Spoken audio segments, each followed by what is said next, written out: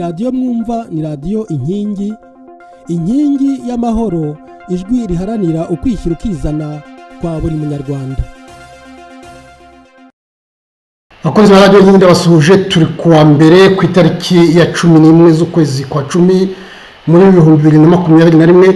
Nkuko bisanzwe rero buri cyumweru tugiye gusesengura amakuru yaranze iki cyumweru turangije cyo kuva ku itariki ya 4 kugera ku itariki ya 10, no kuvuga ejo ku cyumweru. Tudatinze rero reka dutangire. Inkuru yacicikanye muri iki cyumweru naho abanyamuryango wa FPR Inkotanyi mu Bubiligi bakoze umwiherero ngo hagatorwamo komite nshya. Ni inkuru dusoma mu kinyamakuru Igihe cyo ku itariki ya 10, no kuvuga kuwa gatandatu, yanditswe na Aimable Karerima Ngarambere, ni uhagarariye icyo kinyamakuru mu Bubiligi. Aravuga rero ko biherereye mu Bubiligi barimo bari kumwe na ambassadeur w'u Rwanda mu Bubiligi Dr Dieudonné Sebashongore, bari kumwe kandi n'umukomiseri w'uruvuye Kigali witwa Oda Gasizingwa. Oda Gasizingwa rero yari mu butumwa nyine bw'umuryango hano i Bruxelles mu Bubiligi. Iyo komite niyo mubona hakaba haratowe uwitwa Jacques Abi Habimana ariwe president, vice president akabari Bonaventure Muhigana, hanyuma Christine Kimenyi akaba umubitsi, Ernest Gakuba yatorewe ku munyamabanga, hanyuma ushinzwe ubwuzuzanye n'uburinganire hatowe Marie Goretti Uwamariya, hanyuma uhagarariye urubyiruko ngo yitwa Kennedy Bizimana. Aha rero naho abanyamuryango bateraniye mu nama, murabona ni mu mujyi wa Leuven hariya mu Bubiligi mu Bafama. Hanyuma rero ngo komite cy'igihe yari ihagarariwe n'uwitwa Eric Ngabo, ni ambassadeur Dieudonné Sebashongore. Hanyuma uyu n'uwitwa Eric Ngabo niwe wari uhagarariye komite cy'igihe, niwe yari perezida wa komite cy'igihe. Hanyuma abo rero n'abatowe murababona, bamwe muri bo batowe n'abari bahasanzwe bari kumwe na ambassadeur Dieudonné Sebashongore. Hani mu cyumba nyine aho bari muri wa mwiherero. Ngo ni abanyamuryango biyemeje gukomeza urugamba rw'iterambere kugira ngo u Rwanda rusagambe mu ruhando mpuzamahanga. Mwababonye rero ni abangaba bamwe mu bari mu nama.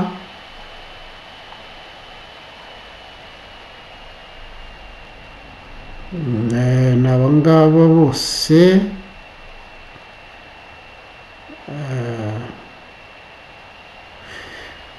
Ariko rero icyo umuntu yavuga ni uko ibintu bya FPR, muzi ko FPR yakomeje gucumba urugomo ndetse igera naho iruzana hano mu Bubiligi. Muribuka ko hashize imyaka abantu bavuga ko mu Bubiligi hari agaco k'abantu bagira nabi, ariko bose n'abantu baba barangajwe imbere na FPR. Muribuka ko mu 2000 ngira ngo ni inkuru ya Jambo igeze kuyandika ivuga ngo Belgique les activités obscures de l'ambassade du Rwanda à Bruxelles. Mwabonye ko hari nyine ambassadeur ari we urangaje imbere ya nama. Icyo gihe rero iki kinyamakuru cyanditse ko hari mu 2019 cyerekanye agaco k'abantu nyine bari bakuriwe na Rukirwa Rusisi, ari ubohereza Rukika Rusisi, ari we ngo wari wakuriye mu Rwanda akabaha n'amafaranga yo gukoresha, ndetse na Jacques Nziza. Icyo gihe rero yerekanye ifoto avuga ko bari bahagarariwe nanone hano muri ambassade n'uyu witwa Gustave Ntwaramuheto na Eurade Bwitare. Ndetse icyo gihe berekana n'ifoto yaho ako gace k'abo bahungu ngo bari bagize intervention group, ngira ngo nigeze kubigarukaho, berekana nyine ko ari abantu bakoze agashya hano kuko bakubise abantu benshi, bakora n'ibindi bikorwa by'urugomo byinshi. Ndetse muri abo bahungu hari n'ubafashe mu Bwongereza. Perezida Kagame yaje bamufatana icyuma kirekire cyane, abapolisi b'Abongereza baramufunga. Icyo gihe nawe yaravuye muri aka gace k'abahungu babo mu Bubiligi. Buriya rero nuko wenda nta wari uhari, ariko ni ukuvuga ko bari abanyamuryango benshi ni aba basore bari muri aka gaco k'abagizi ba nabi. Ibyo rero ntabwo byatangaza cyane ko mu Rwanda mwumvise ko igisa n'umukoro babahaye ari uguhungeta ngo abantu aho bari hose. Murumva rero uwo mwiherero kuba umwiherero byonyine byagombye kugira icyo bitubwira aho bigireho murarye muri menge. Indi nkuru yavuzwe rero nuko Dr Usta Kayitesi utegeka Rwanda Governance Board, ni ukuvuga ikigo cy'igihugu gishinzwe imigendekere myiza y'ubutegetsi, baravuga ko nyine yatanze raporo yayo yo muri 2021, bakaba barayitanze kuwa 4 ku itariki ya 8 y'ukwezi kwa 2021. Uyu Dr Usta Kayitesi ni utegeka izo statistique, yemeza rero ko ibintu byose byagiye bizamuka, ko izo za statistique zabo, aravuga ngo security no safety and security maintained, aravuga ngo umutekano wazamutse kugera kuri 95%, hagakurikiraho gukurikiza amategeko byazamutseho kugera kuri 87%, hagakurikiraho kutarya ruswa n'ibiki nabyo ngo byazamutse kugera kuri 86%, hagakurikiraho amategeko uburenganzira bwa politike bwazamutse kugera kuri 83%, hanyuma kubahiriza uburenganzira bw'ikiremwamuntu byazamutseho kugera kuri 75%. Mbese murumva ko ni za statistique za zindi za nyirarureshwa. Ubundi amahanga yose yakomeje kuvuga ko izi statistique zo mu Rwanda ari statistique zitarizo. Uyu mudamu rero Usta Kayitesi yongeye kuvuga ko byazamutse ariko ntabwo ari byo. Nongeye gusubira inyuma nsanga nko muri hani n'umwaka wa 2018 niho iyi France 24 yavuze ko ikinyamakuru cy'abongereza cyitwa France 24 yavuze ko ikinyamakuru cy'abongereza cyitwa The Financial Times cyavuze ko u Rwanda rufata imibare rukayivugisha ibitari byo, kuvuga rero ko ruyitekinika. Iki kinyamakuru cya France 24 cyarongeye mu 2015 aho cyari cyaravuze ko u Rwanda rufata imibare rukayitekinika yerekeranye n'ubukene mu Rwanda. Ntabwo ari cyo cyonyine, murabona impuza Financial Times nyine cyavugaga naho berekanye Kagame bavuga ngo u Rwanda where even poverty data must to Kagame line. Ni ukuvuga ko Kagame aravuga ati muravuga ko dukennye sha muzaba mumbona. Ni ukuvuga rero ko imibare yose ni tekinika, nta kirimo. Ntabwo ari gusa n'ibinyamakuru byinshi byabivuze. Reba n'iki kinyamakuru ni African Review of African Political Economy kivuga ko za statistique no kuvuga biriya mibare yo mu Rwanda yijanisha ari ibintu bya fake, berekanye ko ari fake n'ibintu bitari byo. Hanyuma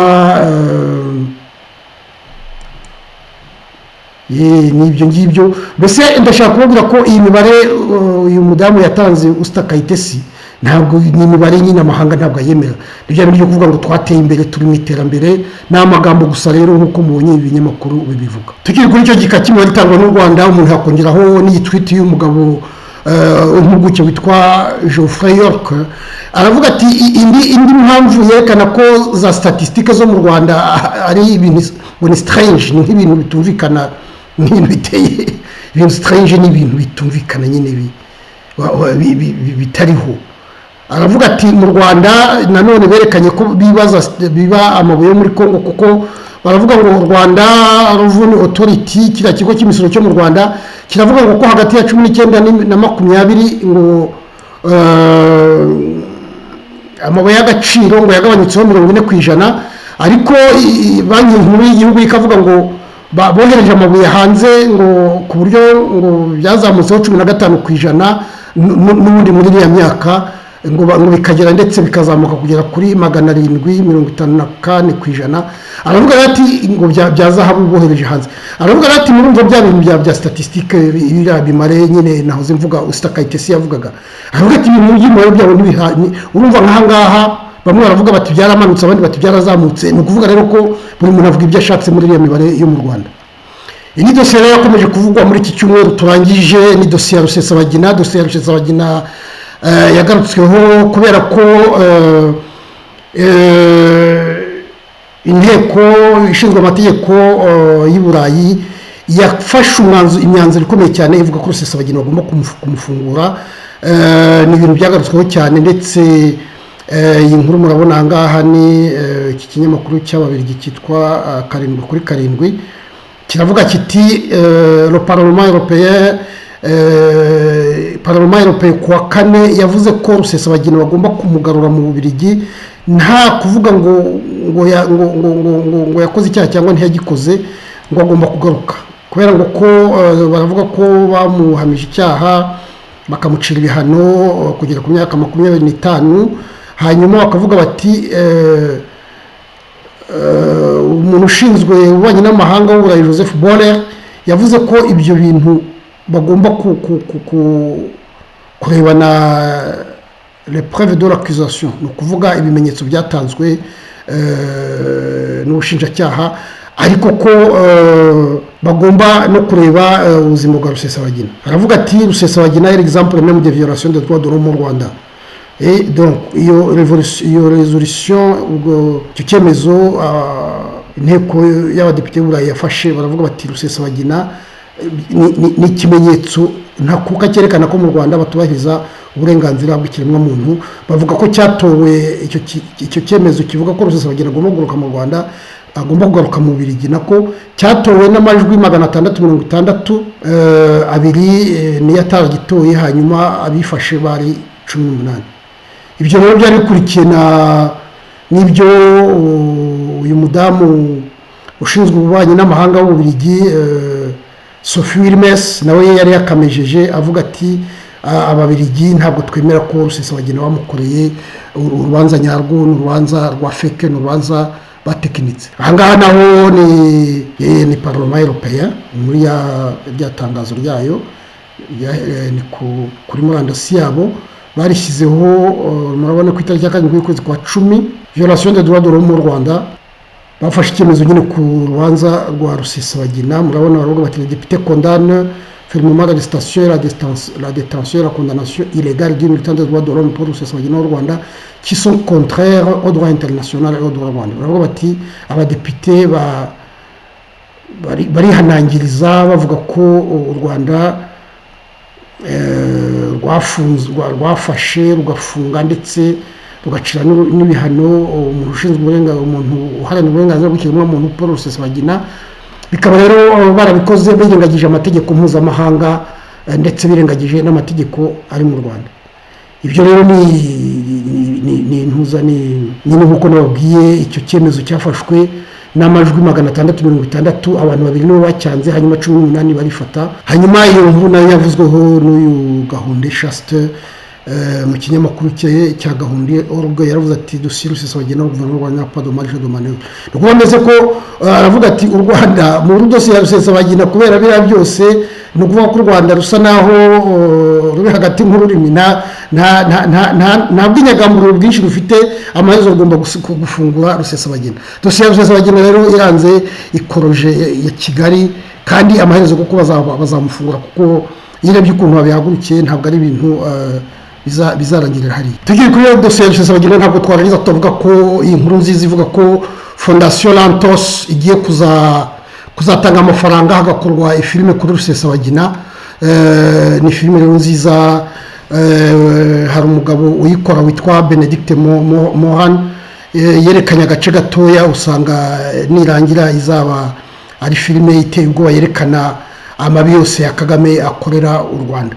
Umugabo rero uzakora iyo filime n'uyu nguyu Benedict Moran baravuga ko ari umunyamakuru wigenga uba muri Canada, akaba yarakora ibinyamakuru byinshi, cyitwa The Guardian, cyitwa PBS, Frontline, The New Yorker, Al Jazeera, Christian Science Monitor. Yakora ibinyamakuru byinshi, yakoreye na France 24 n'ibindi. Akaba rero yarabonye n'ibihembo byinshi, urabona ko yabonye silver medal winner, yabonye umudari wa zahabu, yabonye ibihembo byinshi bya televiziyo. Ni umunyamakuru wigenga, niwe ugiye kuzakora filime yise ngo The Man of the Year. Ni nko kuvuga ati umugabo w'uyu mwaka wajengereje isi. Ni filime rero itegerejwe kugira ngo turebe bizaba bikubiyemo. Indi nkuru twavuze muri iki cyumweru turangije, ndetse nanatanzeho n'ikiganiro kubera ko nari nabonye umuntu w'umwarimu wahoze mu Rwanda agategeka n'ibigo by'amashuri. Iyi nkuru y'igihe ije muri icyo gika aho ivuga iti hari abayobozi b'amashuri bazabiryozwa. Murumva ko batangiye muribuka ko twari twavuze ko ngo hari abanyeshuri 60,000 bagomba gusibira. Aha rero minisitiri Dr Valentine Uwamariya, mumbabarire ubushize navuze ngo ni muje wa Mariya, ni Dr Valentine Uwamariya yavuze ko hari abanyeshuri bazabiryozwa, ngo imvo n'imvano y'icyemezo cyo gusibiza abanyeshuri barenga 60,000. Aravuga ngo minisitiri w'uburezi Dr Uwamariya Valentine yavuze ko mu mpamvu zatumye leta ifata icyemezo cyo gusibiza abanyeshuri 60,642 batsinzwe ikizamini cya leta mu mwaka w'amashuri w'2020-2021 ngo harimo nuko kuba ku isoko ry'umurimo ryari rimaze igihe rigaragaza ko hari abarangiza amashuri badafite ubumenyi bw'ibanze burimo gusoma. Urumva kurangiza amashuri ukarangiza umwaka wa gatandatu utazi gusoma ni agahomamunwa. Ni agahomamunwa no kuvuga ko mu Rwanda nibwo bahora batubwira ngo bateye imbere, nta kigenda rwose. Ntabwo wasobanura ukuntu umwana agera mu wa gatandatu atazi kwandika no gusoma. Ni agahomamunwa rero, niyo mpamvu ngo babashibije. ariko se bazabasibiza ibintu nk'izi imyaka 6 ntabifate, bazamusibiza se mu mwaka umwe ntabifate amenye kwandika no gusoma. Murumva ko ari agahomamunwa nyine.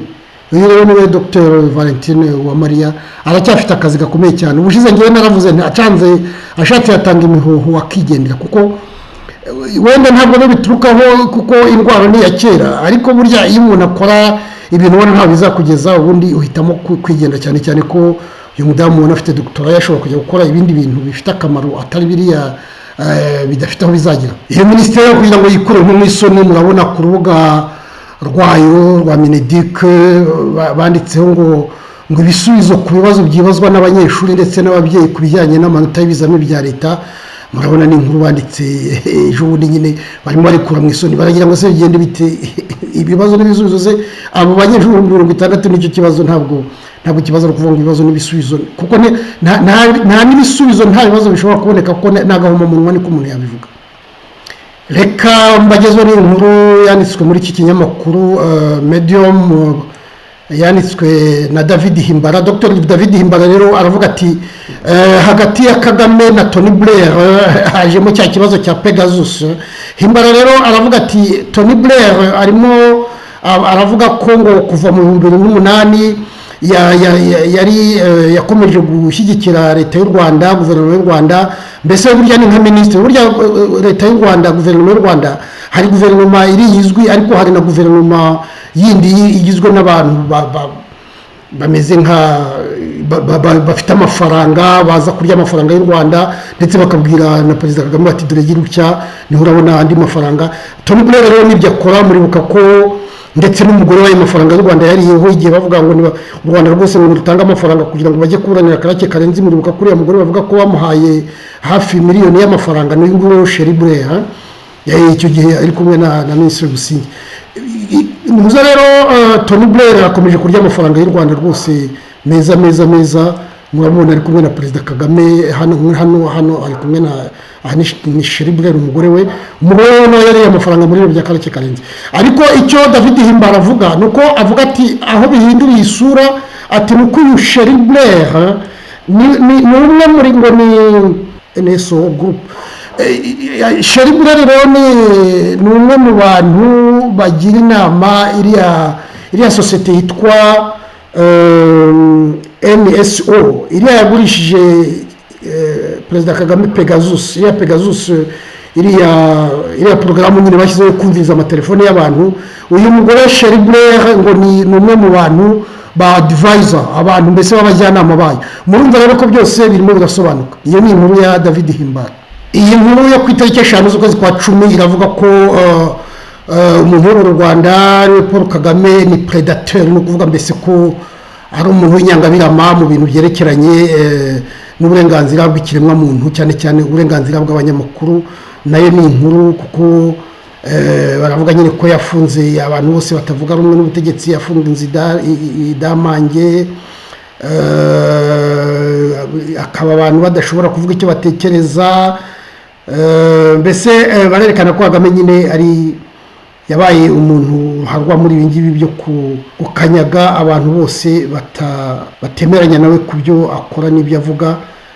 Ibyo byose rero nibyo byatumye iki kinyamakuru kivuga ko mu bantu baruharwa bica amategeko y'uburenganzira bw'ikiremwamuntu, aravuga ati afatanyije na bariya ba Isias Afwerika wo muri Eritrea, Ismail Urugale wo muri Djibouti, Paul Biya wo muri Cameroon, Salva Kiir wo muri Sudani y'Epfo, Theodore Obiang Nguema Mbasogo muri Guinea Equatoriale na Yoweri Museveni wo muri Uganda. Abo bose rero ni Reporters sans frontières, ni b'abanyamakuru batagira umupaka nibo bashyizeho ruriya rutonde bavuga ko abangaba bica uburenganzira bw'ikiremwamuntu ndetse n'uburenganzira bwo gutangaza amakuru.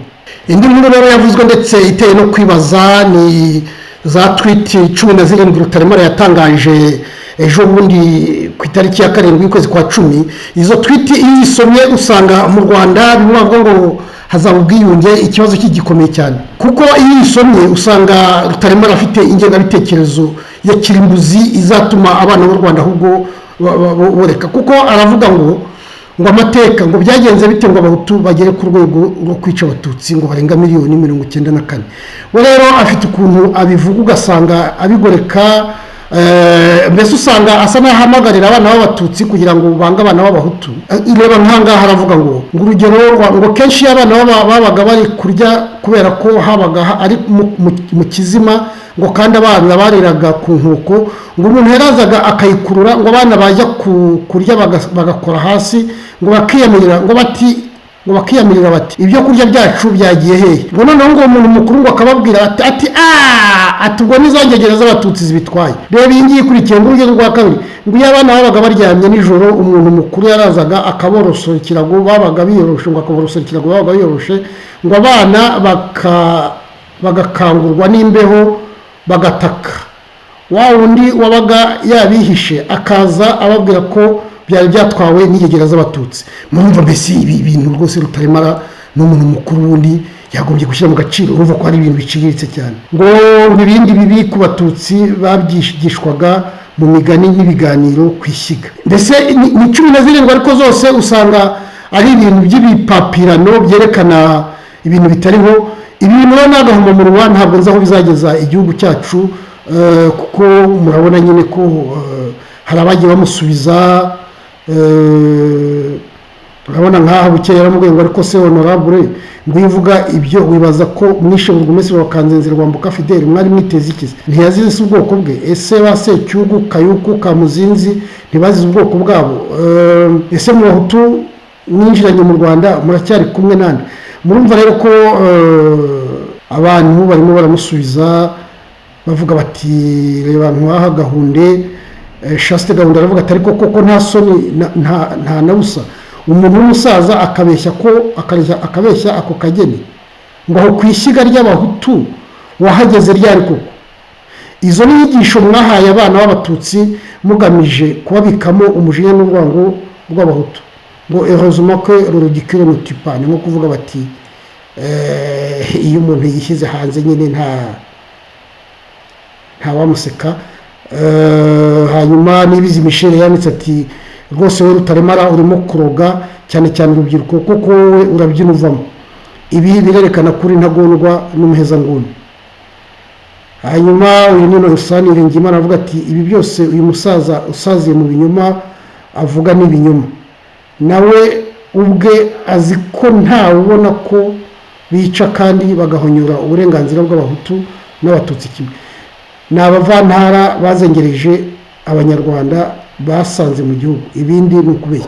murumva rero Rutaremara ibintu bye byacu byo kuvuga ngo ubwiyunge iki nta kigenda, kuko iyo urebye ibintu Rutaremara yandika uravuga utese mama ibi ngibi bavuga ngo ni ukwigisha abana ku mashyiga, byerekana ahubwo yanyegabitekerezo FPR n'abategetsi babo bafite, kuko burya mu Rwanda Rutaremara mu bantu b'abacurabwenge, we na François Ngarambura itegeka ishyaka FPR n'abantu b'abacurabwenge nibo aya mabi yose mwumva burya baba baratekereje kuyatekereza, rero hagomba abantu bayatekereza.